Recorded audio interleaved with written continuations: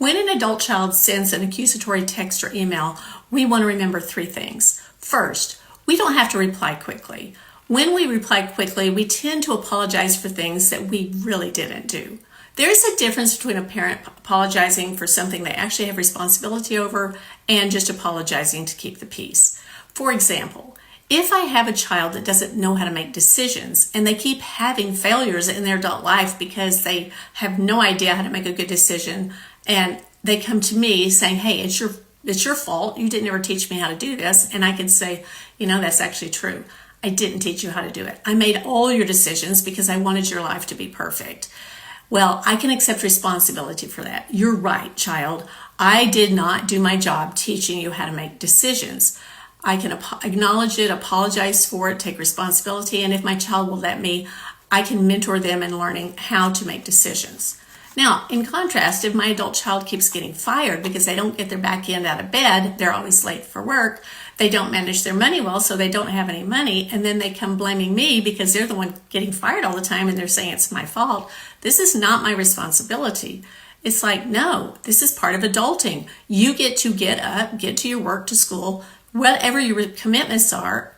Like, you've got to figure that out. That is not my job, and I'm not going to apologize to you because you are not acting in a responsible manner.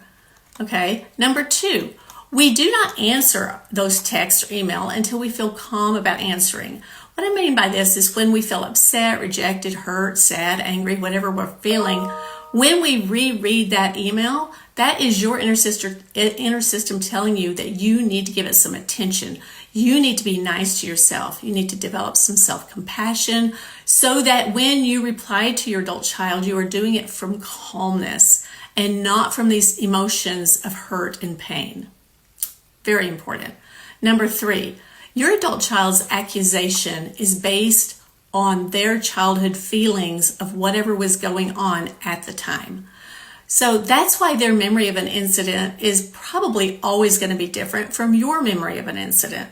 As parents, we want to see their viewpoint. When we reply too quickly, we get caught up in fact-finding. No, that's not the way it was. I remember that, trying to convince them that we're right and they're wrong.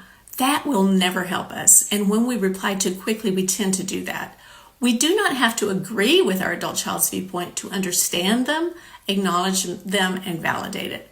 So remember, three things. There's no rule that we reply quickly. Number two, we take care of our emotions before we try to connect. And number three, we don't have to agree with them to understand their viewpoint, to acknowledge it and validate it.